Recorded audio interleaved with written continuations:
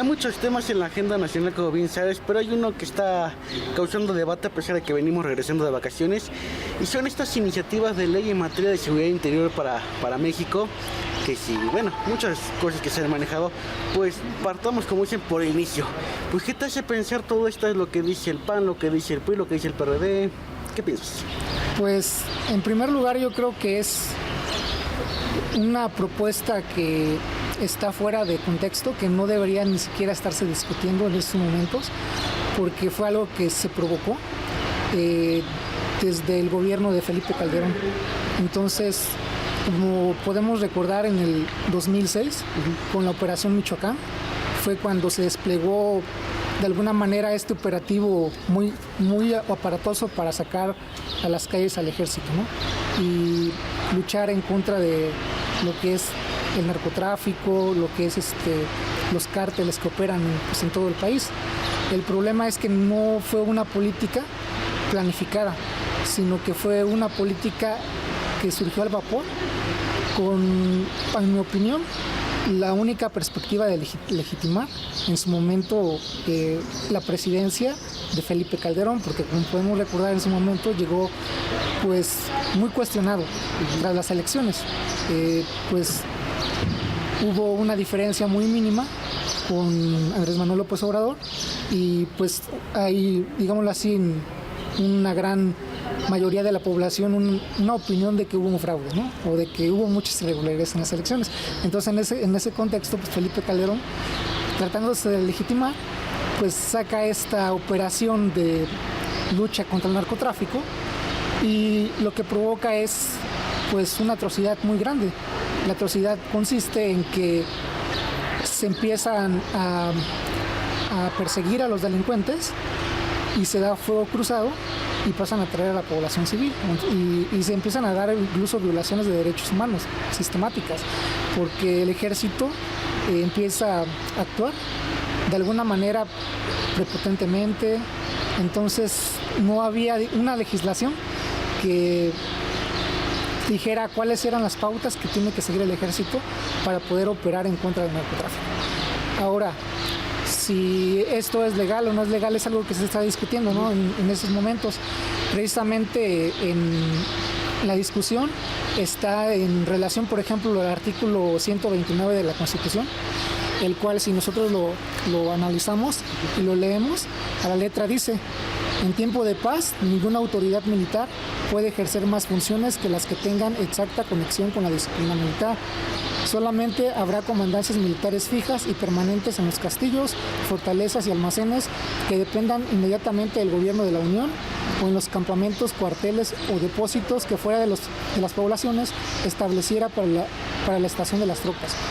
Pues hay un sector de la opinión pública que saca este artículo en donde dice que pues las funciones del ejército están fuera de contexto, fuera de lugar, porque están haciendo operaciones que les corresponden a las policías federal, a la policía estatal y a las policías municipales, que es precisamente combatir la delincuencia organizada o la delincuencia en todos sus tipos, ¿no? Y esta opinión pública dice que sí, que el ejército no está facultado para realizar esas tareas, porque hacen un análisis de que el ejército principalmente está para defender la soberanía nacional, para pues luchar en caso de un ataque de otro estado invasor y que pudiera defender el territorio pues nacional. En este contexto, mi opinión, estudiando las leyes, sí está legal, o sea, sí está conforme a la Constitución el hecho de que el presidente haga uso de las Fuerzas Armadas. ¿Por qué? Porque si nosotros analizamos, por ejemplo, el artículo 86, que también justifica esto en su fracción sexta, nos dice a la letra lo siguiente. Perdón, el artículo 89. Artículo 89, fracción sexta.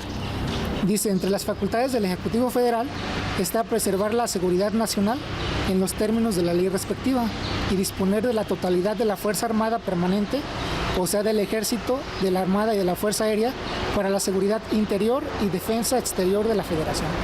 esa redacción viene desde el constituyente desde 1917. Y vaya que también, entonces, ¿no? Está ahorita el debate. Sí, entonces si nos damos cuenta, la seguridad nacional tiene dos vertientes. Su vertiente exterior, de la defensa exterior, la seguridad exterior, y la seguridad interior. Entonces, el Ejecutivo Federal sí está facultado para, en caso de que haya acciones que perturben o que pongan en peligro el Estado mexicano y sus instituciones, está legitimado para hacer uso del ejército. Ahora, el problema es que no hay una reglamentación, no hay una ley reglamentaria que diga cuál va a ser el procedimiento para que ellos salgan a las calles y de qué manera, y preservando los derechos humanos de las personas, ¿no? Y lo hicieron a partir de Felipe Calderón hasta la fecha de una manera discrecional.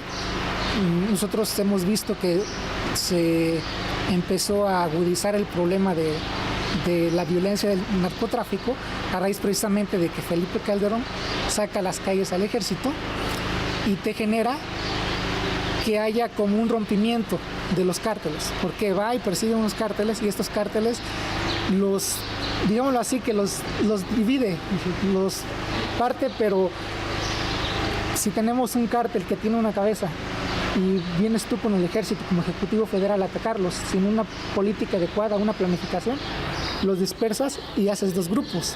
Y esos dos grupos van a querer empezar a pelear por las plazas para vender lo que son todos los narcóticos, o tanto en el interior del país como en el exterior. Entonces ahí tenemos un problema de que teníamos un cártel y ese cártel se configura en varios. Y la lucha pues se intensifica, ¿no? Y empieza a haber muertes incluso en la población civil, que no tenía nada que ver con el narcotráfico, ¿no? En ese sentido, pues fue una mala planeación de parte del gobierno de Felipe Calderón y fue lo que generó precisamente esto. Pero sí estaba legitimado en el sentido de que él lo que quería era preservar las instituciones de alguna manera, aunque es cuestionado porque lo hace precisamente para legitimarse, ¿no? Porque no era la manera adecuada de hacerlo. Desde mi punto de vista, no era la manera adecuada, y precisamente esa discrecionalidad que se dio a raíz de que no tiene una línea a seguir el ejército para operar en contra del narcotráfico y ayudar a las fuerzas federales, se dieron violaciones sistemáticas de derechos humanos, ¿no? Y precisamente eso es lo que ahora se está tratando de evitar con la implementación de estas leyes, de la Ley de Seguridad Interior, las propuestas que sacaron tanto el PRI, el PAN, PRD, que a mi punto de vista lo único que están tratando de hacer con esta iniciativa es como de legitimar lo que ya viene haciendo el ejército de facto.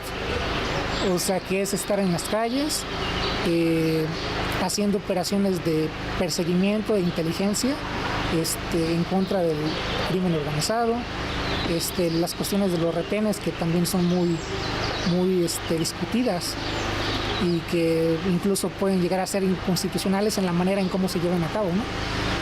En ese sentido, lo único que yo ya revisé las tres iniciativas, la del PRI, la del PAN y la del PRD, y lo único que pues podemos ver ahí, haciendo un análisis de la ley, es que solamente están reglamentando lo que ellos ya vienen haciendo. Entonces, si recordamos las noticias que se generaron en diciembre, el general Cienfuegos hizo una declaración en donde dijo que ya estaban hartos de estar haciendo operaciones que no les correspondían, que eran de seguridad pública, y que ellos, sus funciones eran otras, ¿no? Que deberían estar en los cuarteles, básicamente porque estamos en tiempos de paz, pues marca la Constitución que en tiempos de paz pues el ejército nada más debe de hacer ciertas funciones. Pero ya vimos también que en el artículo 89, en su fracción sexta, sí se legitima al Ejecutivo Federal para hacer uso de las Fuerzas Armadas, tanto del Ejército, Fuerza Aérea y la Armada de México, para preservar la seguridad del Estado, la seguridad interior. Entonces, en ese sentido, sí está legitimado. Y el general Cienfuegos pues dijo que ya estaban hartos de estar haciendo operaciones que no les correspondían.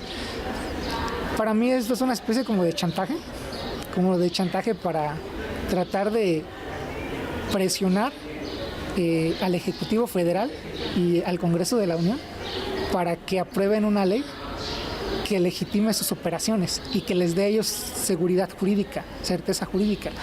¿Por qué? Porque cuando ellos salen a hacer sus operaciones, por la manera en cómo está organizado el ejército y cómo se llevan a cabo estas operaciones en contra del narcotráfico, es muy susceptible de que se den esas violaciones a los derechos humanos.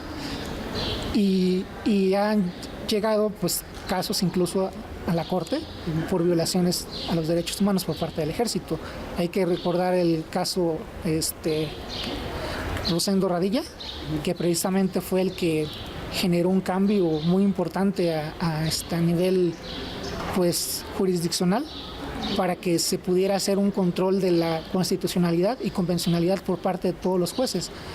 ¿Qué quiere decir esto? Que anteriormente nada más la Suprema Corte de Justicia de la Nación era la que estaba facultada para hacer un control de la constitucionalidad, que quiere decir que en caso de que hubiera una norma, una ley general que fuera en contra de un precepto constitucional, se podría declarar inconstitucional y se podría dejar de aplicar. Nada más la Suprema Corte lo podía hacer. Pero a raíz de este caso de Rosendo Radilla, que precisamente fue un indígena que en operaciones del ejército con narcotráfico se levantó, se desapareció, y sus familiares pues acudieron a la justicia para que se resolviera favorablemente la situación que estaba perjudicándoles, ¿no? Lo que pasó en ese momento fue que pues no les hicieron mucho caso, porque dijeron que los militares no podían ser juzgados por tribunales civiles, porque estaban haciendo operaciones de seguridad interior. Pero en este caso el afectado fue un civil y se le estaba afectando su esfera de derechos humanos. Y este caso, pues como no encontró solución en los tribunales mexicanos, se tuvo que llevar a la Corte Interamericana de Derechos Humanos. Y ahí fue cuando se condenó al Estado mexicano precisamente a hacer una modificación en su legislación para que los militares que en ejercicio de sus funciones de seguridad interior y si cometieran un abuso o una violación de derechos humanos en contra de un civil, pudieran ser juzgados en tribunales civiles, ¿no? Entonces, precisamente, eso es lo que generó un cambio, la demanda de esas violaciones de derechos humanos, y que el ejército es muy susceptible de cometerlas en función de esas operaciones y que no tienen una legislación que regule su actividad, ¿no? Entonces, esas iniciativas del PRI, del PAN y del PRD precisamente es lo que buscan. Y a mi manera de ver, hay que analizarlas muy bien y no hay que aprobarlas en el Congreso de manera fast track como se intentó hacer en diciembre. Porque en diciembre, precisamente yo creo que esa fue la presión del general Cienfuegos, de decir de que ya estaban hartos y de que esa no era su función, para ejercer presión y de que esta ley se aprobara fast track.